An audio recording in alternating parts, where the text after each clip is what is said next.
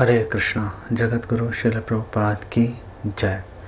सो हम लोग श्रीमद् भागवतम के तीसरे स्कंद के 7वें अध्याय पर 7th चैप्टर पर हम लोग डिस्कशन कर रहे हैं। बात चल रही है विदुर जी और मैत्रेय जी के बीच में।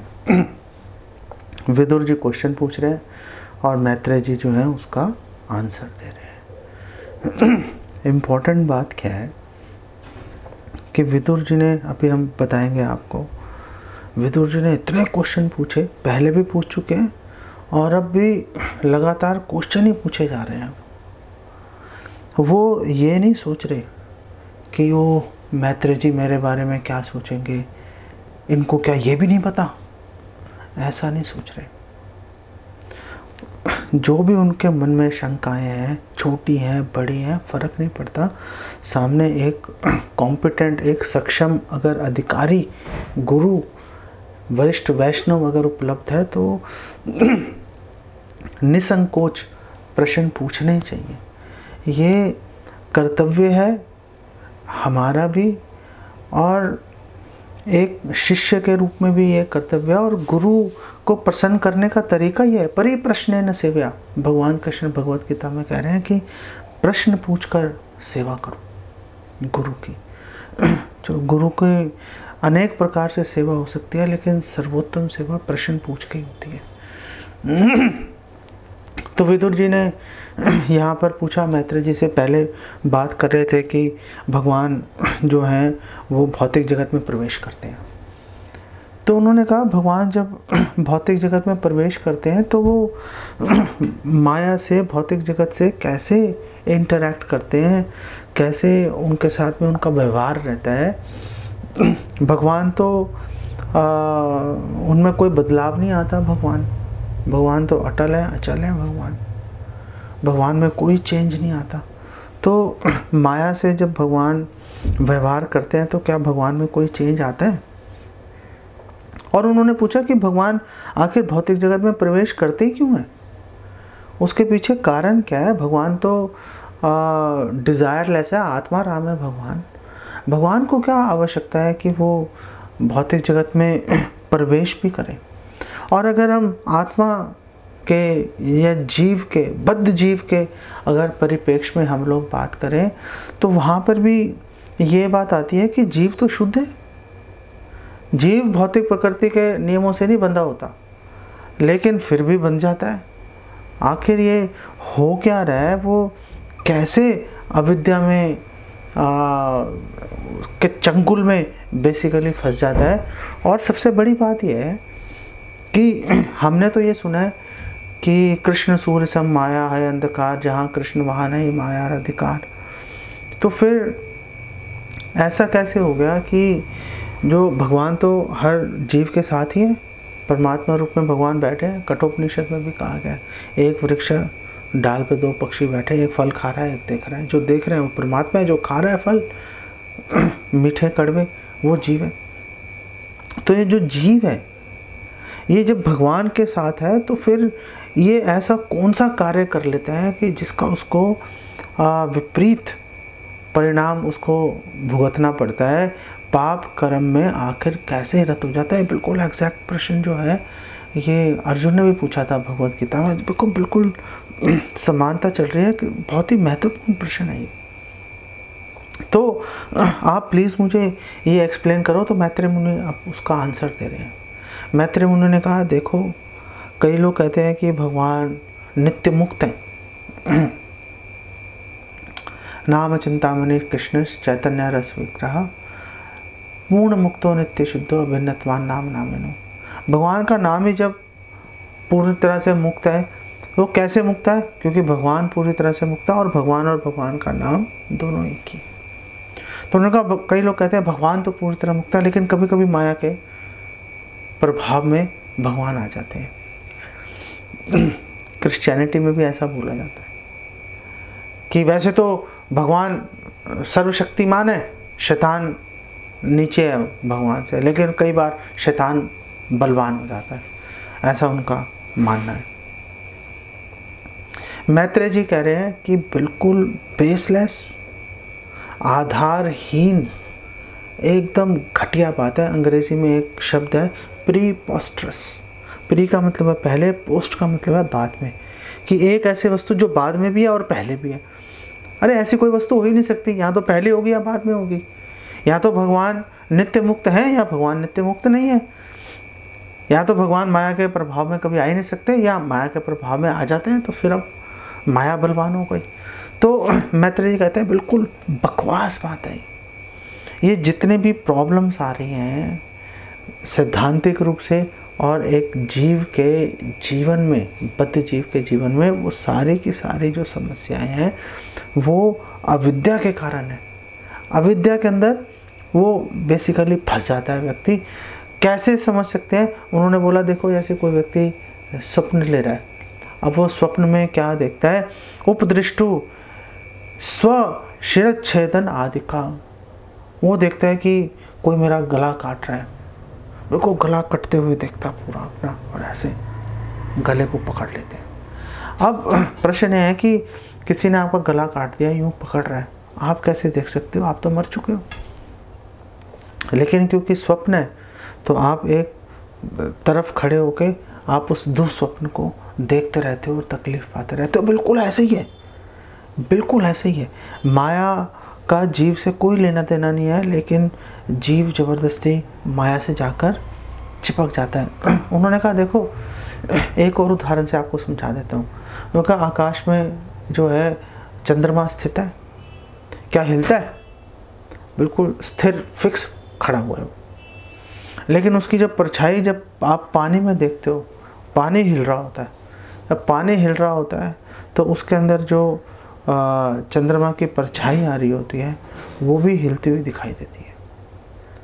तो ऐसा लगता है चंद्रमा हिल रहा है। एक्चुअली में चंद्रमा पूर्णतः स्थिर है, लेकिन पानी के संपर्क में आने के कारण परछाई हिलती हुई दिखाई देती है। बिल्कुल एग्जैक्ट यही सिचुएशन है कि जो जीव है वैसे तो ऊपर है भौतिक प्रकृति से, लेकिन माया के प्रभाव से, अविद्या के प्रभाव से जो है वो जड़ जगत से उसका संबंध दिखाई देता है। भगवान का कभी संबंध नहीं होता। तो ये तो प्रॉब्लम हो गई। अब मैत्रेय जी ने उसका सॉल्यूशन बताया, और उस सॉल्यूशन का विदुर जी पे क्या प्रभाव पड़ा वो भी आपको बताता हूँ। तो मैत्रेय जी ने अब सॉल्यूशन बताया। उन्होंने बोला सवय निवृत्ति धर्मेण वासुदेव अनुकंपया भगवत भक्ति योगेन तिरोधत्ते शनैर इहा। उन्होंने कहा देखो ये जो स्वरूप का भ्रम है, जो जीव है तो भगवान का दास, लेकिन अपने आप को ये शरीर मानकर अपने परिवार का, भौतिक जगत में माया का दासत्व स्वीकार कर लेते हैं। जो स्वरूप भ्रम है जो ये खत्म हो सकता है। कैसे खत्म हो सकता है? वासुदेव अनुकंपया, भगवान कृष्ण की दया से खत्म हो सकता है। और कैसे भगवान कृष्ण की कृपा प्राप्त होगी? निवृत्ति धर्मेण, वैराग्य विद्या का पालन करके, भगवत भक्ति योगेन, भगवान की सेवा में जुड़ने से। जब भगवान की सेवा में जुड़ेंगे, वैराग्य विद्या का पालन करते हुए, तुरंत ये जितनी भी ये अविद्या है, ये क्लेश है, ये शांत होने शुरू हो जाएंगे। और उन्होंने अगले श्लोक में इसकी पुष्टि भी की। 14वें श्लोक में उन्होंने बोला अशेष संक्लेश शशम विधत्ते गुणानुवाद श्रवणम मुरारे किं वा पुनस्तच्चरणारविंदा पराग सेवा रतिर आत्मलब्धा। उन्होंने बोला देखो दो तरह के लोग होते हैं, आत्मलब्धा, आत्महा। आत्महा जो कि आत्महत्या कर रहे हैं। आप बोलो हम तो आत्महत्या नहीं कर रहे, हम तो अपने शरीर का पूरा ध्यान रखते हैं। जो व्यक्ति इस भौतिक संसार से मोक्ष, मुक्ति, उद्धार पाने के लिए प्रयास नहीं कर रहा, वो क्या कर रहा है? अपने आप को, स्वयं को, आत्मा, जीव को इस भौतिक संसार में बद्धावस्था में डाल के रख रहा है। इससे बड़ा दुख, इससे बड़ी सज़ा, दंड कोई नहीं हो सकता। इसलिए जैसे पशु को मार दिया निरीह, कोई कुछ नहीं कर सकता, ऐसे ही हम आत्मा की जो है हत्या ही करने के बराबर है कि हमने उसको और अधिक जकड़ दिया प्रकृति के 3 गुणों के अंदर। दूसरा इसके विपरीत व्यक्ति होते हैं आत्मलब्धा। आत्मलब्धा जो है, जो उद्धार के बारे में सोच रहे हैं कि ओह बड़ी प्रॉब्लम है, बाहर निकलो यहाँ से। ऐसे जो व्यक्ति होते हैं जो इस भौतिक संसार से बाहर निकलना चाहते हैं, वो लोग, उन लोगों के बारे में बता रहे हैं कि ऐसे लोग भी दो तरह के होते हैं। पहला उन्होंने बताया कि जो लोग गुणानुवाद श्रवणम मुरारे, जो कि मुरारे भगवान कृष्ण हरि की लीलाओं का नाम रूप गुण लीला के श्रवण कीर्तन में लगे हुए हैं, उसी से उनके सारे क्लेश, अशेष क्लेशम शशम, उनका जितने भी असीम क्लेश हैं शशम शांत हो जाएंगे, खत्म हो जाएंगे। तो फिर ऐसे लोगों के बारे में क्या कहें, किम वा पुनस् तच्चरणारविंदम पराग सेवारते। तो ऐसे व्यक्तियों के बारे में क्या बोले, जिनकी भगवान के चरण रज की सेवा करने की, जिनके अंदर रति, जिनके अंदर रुचि उत्पन्न हो गई है, वो जो भगवान के प्रैक्टिकल सेवा में लग गया, श्रवण कीर्तन भी कर रहा है और साथ में भगवान की व्यवहारिक सेवा में लग गया। ऐसे व्यक्ति का तो कहना ही क्या, वो तो पता नहीं क्या कर देगा वो। तो ये कैसे होगा, ये रति कैसे आएगी? ये रति आएगी एक गुरु की, वरिष्ठ वैष्णव की, पूर्ण रूपेण, बिना किसी छल कपट के, बिना किसी हिचकिचाहट के, संकोच के, जब एक गुरु की शरण लेंगे। विदुर जी ने क्योंकि पूर्ण रूप से मैत्रेय जी की शरण ली थी, तुरंत उनका हृदय प्रसन्न हो गया और विदुर जी ने बोला, 15वें श्लोक में विदुर जी कह रहे हैं, विदुर वाचा संचिन्नम संशयो मह्यम तब सूक्ता सिना विभो उभयत्रापि भगवन ममो में संप्रधावती। उन्होंने कहा कि तब सूक्ता सिना, आपके जो निर्देश रूपी जो तलवार है, जो ज्ञान की तलवार है, संचिन्न संशयो मह्यम, मेरे सारे संशय खत्म हो चुके हैं। अर्जुन ने भी जब भगवान से नॉलेज ले लिया, अर्जुन ने भी बोला कि स्मृतिर्लब्धा नष्ट मोहो स्मृतिर्लब्धा, मेरा सारा मोह नष्ट हो गया और मुझे अब स्मृति, मुझे ज्ञान प्राप्त हो गया, मुझे मेरे स्वरूप का पता चल गया है कि मैं तो दास हूँ भगवान का, मुझे तो अपना पूरा जीवन, पूरा समय भगवान को संतुष्ट करने में लगाना चाहिए। तो विदुर जी भी यही बात बोल रहे हैं। तो देखो, जो प्रभाव अर्जुन का भगवान कृष्ण के साथ में उनका संग करके प्राप्त हुआ था, विदुर जी को भी वही प्रभाव मैत्रेय जी के साथ में संपर्क करके प्राप्त हो गया। कोई फर्क नहीं है भगवान और भगवान के भक्तों का संग करने में। विदुर जी ने कहा, उभयत्रापि भगवान ममो, मेरा दोनों के बारे में, दोनों कौन है, भगवान और जीव। और विदुर जी मैत्रेय मुनि को देखो बोल रहे हैं, विभो आप महान हो, भगवान आप महान हो। ऐसे शब्दों का प्रयोग केवल भगवान के लिए किया जाता है, लेकिन हम जानते हैं कि इन शब्दों का, विभो, भगवान, इन शब्दों का प्रयोग भगवान के शुद्ध भक्तों के लिए भी किया जा सकता है। और विदुर जी यहाँ पर कर ही रहे हैं उसको। साक्षात धरित्वेन समस्त शास्त्रे, गुरु में और भगवान में कोई भेद नहीं होता, समान होते हैं। उन्होंने कहा, अब मेरे सारे संशय खत्म हो गया, अब मेरा मन पूरी तरह से शांत हो गया और वो भगवान को और जीव को पूर्णतः देख पा रहा है, समझ पा रहा है। दो तरह के लोग इस संसार में सुख पाते हैं। दो तरह के लोग हैं, एक जो कि मूढ़तमो, बिल्कुल निपट मूर्ख होते हैं, इग्नोरेंस इज ब्लिस, कुछ पता ही नहीं, दुख पा रहे हैं फिर भी सोच रहे हैं सुख पा रहा हूं मैं तो। और दूसरे वो लोग होते हैं जो कि सुपर इंटेलिजेंट होते हैं, जो हर वस्तु को उसके उचित परिप्रेक्ष्य में देखने की क्षमता रखते हैं।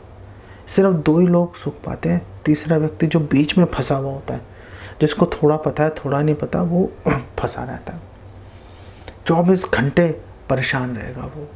विदुर जी ने, क्योंकि उनको ये ज्ञान प्राप्त हो गया, मन शांत हो गया, सुख में स्थित हो गए वो। विदुर जी अब 2 बातें बोल रहे हैं। विदुर जी ने, देखो बहुत महत्वपूर्ण है, विदुर जी ने पहला उनको बोला कि मैं आपके प्रति बहुत कृतज्ञ हूँ, मैं आपका बहुत धन्यवाद करता हूँ। क्यों धन्यवाद करता हूँ? क्योंकि आपने मुझे नॉलेज दी। और विदुर जी ने बोला कि ये जो नॉलेज है, ये जो ज्ञान है, इसके विषय में 2 बातें हैं। पहली बात है, ये जो ज्ञान है ये केवल और केवल एक भक्त दे सकता है, एक भक्त के अलावा कोई नहीं दे सकता। और दूसरी बात यह है कि इस ज्ञान से, भगवत ज्ञान से, कृष्ण कथा से श्रेष्ठ और कोई वस्तु का दान नहीं दिया जा सकता। अगर आप किसी को कृष्ण कथा सुना रहे हो, भगवान के नाम रूप गुण लीला के बारे में बता रहे हो, इससे अधिक श्रेष्ठ कुछ है ही नहीं। और दूसरी बात वो बोल रहे हैं कि चलो आपसे ज्ञान मिल गया, मैं कृतज्ञ हूँ, अच्छा tata bye bye. Vidur ji कह रहे हैं कि आपके चरणों की, ये दूसरी बात विदुर जी ने कहा, आपके चरणों की सेवा करके मैं अनुभव, एक्सपीरियंस, रियलाइजेशंस प्राप्त कर लूँगा। कैसे प्राप्त कर लूँगा? आपके चरणों की सेवा करने से प्राप्त कर लूँगा। और वो रियलाइजेशन, वो अनुभव क्या है? वो है परम भगवान की चरण रज की सेवा करने का उत्साह। अगर हमें अपने स्वरूप के बारे में ज्ञान होगा तभी हम भगवान की उत्साहपूर्वक सेवा कर पाएंगे। नहीं तो किताबी अगर ज्ञान हो जाएगा, कुछ दिन, कुछ महीने, कुछ साल करेंगे, उसके बाद छोड़ के चले जाएंगे।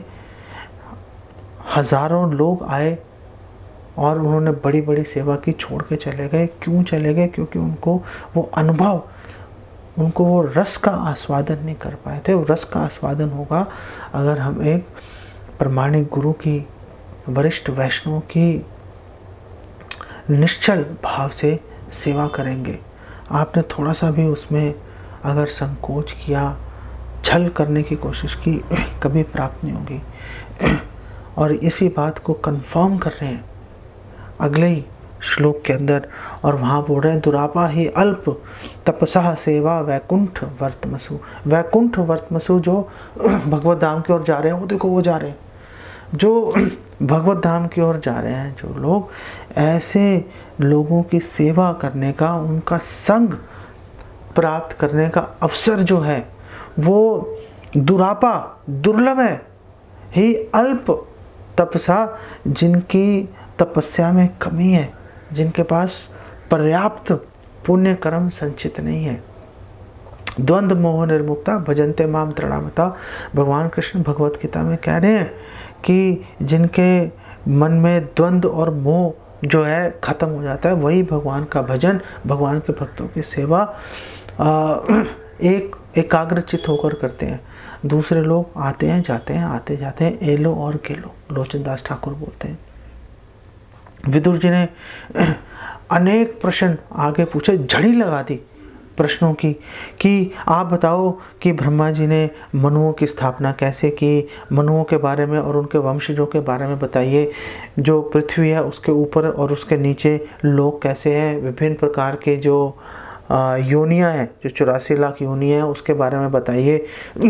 अंडे से कैसे पैदा होती है द्विज, उसको द्विज बोलते हैं, जो अंडे से पैदा होती है, 2 बार जन्म होता है। एक बार अंडे से पैदा होगी, फिर अंडा फूटेगा, फिर निकलेगी, इसलिए उनको द्विज कहते हैं। दांतों को भी द्विज कहते हैं। गर्भ से जो जन्म लेने वाले हैं उनके बारे में बताइए। जो स्वेद पसीने से जो जन्म लेने वाले हैं उनके बारे में बताइए। और जो बीज से जन्म लेते हैं पेड़ पौधे, उनके बारे में भी आप मुझे जानकारी दीजिए। वर्णाश्रम धर्म के बारे में बताइए, और वो लोग कैसे कैसे अपनी आजीविका कमाते हैं, उनमें क्या गुण है उनके, उसके बारे में मुझे जानकारी बताइए। मुझे आप जो महान ऋषि हुए हैं उनके बारे में बताइए। वेदों के बारे में आप मुझे जानकारी दीजिए। और ये जो लव जिहाद है कि एक जाति के व्यक्ति दूसरी जाति या दूसरे धर्म के लोगों के साथ में जाकर जो है अनुचित संबंध बनाते हैं, और भागवतम में बताया गया प्रतिलोम निवेशनम, कि जो क्रॉस ब्रीडिंग हो रही है, कि अयोग्य व्यक्ति अयोग्य स्त्री के साथ में संग कर रहा है, उसका क्या प्रभाव होता है। 4 प्रकार के पुरुषार्थ क्या है मुझे बताइए, और ये भी बताइए कि हम परम भगवान को संतुष्ट कैसे कर सकते हैं। ये सबसे महत्वपूर्ण प्रश्न है, परम भगवान को संतुष्ट कैसे करेंगे। जब प्रलय हो जाती है और भगवान विश्राम कर रहे होते हैं, उस समय भगवान की सेवा कौन कर रहा होता है, इसके बारे में भी आप मुझे जानकारी दीजिए। गुरु शिष्य प्रयोजनम, गुरु का क्या प्रयोजन है और शिष्य का क्या प्रयोजन है, कैसे क्यों कोई व्यक्ति गुरु बनता है और क्यों गुरु धारण करना चाहिए, क्यों शिष्य बनना चाहिए, मुझे इस बारे में जानकारी दीजिए। लेकिन कैसे दीजिए। विदुर जी ने क्वालिफाई कर दिया, विदुर जी ने शर्त लगा दी कि आप मुझे इन सारे प्रश्नों का उत्तर दीजिए, लेकिन परम भगवान के साथ जोड़कर, हरि से अलग, भगवान कृष्ण से अलग किसी भी ज्ञान को मैं प्राप्त करना नहीं चाहता। ये ज्ञान प्राप्त करने का तरीका है, विनम्रता दिखाने का तरीका है। अपनी सुविधा के अनुसार भक्तों का संग करने का जो छल है, उसको हमें तुरंत त्याग देना चाहिए। हमारे लिए यही श्रेयस्कर है। अगर हम अपनी सुविधा के अनुसार भक्तों का संग करेंगे, गुरु का संग सेवा करेंगे, कभी वांछित परिणाम नहीं मिलेगा। कितनी भी तकलीफ़ें हो, सबसे बड़ी तकलीफ़ मन ही देता है, हमारा अहंकार हमें तकलीफ़ देता है। जब तक उसको रोकेंगे नहीं, उसको काटेंगे नहीं, हमें जो सर्वोत्तम फल है कभी प्राप्त नहीं होगा। इसको यहीं विराम देता हूँ। जगत गुरु श्रील प्रभुपाद की जय। हरे कृष्णा।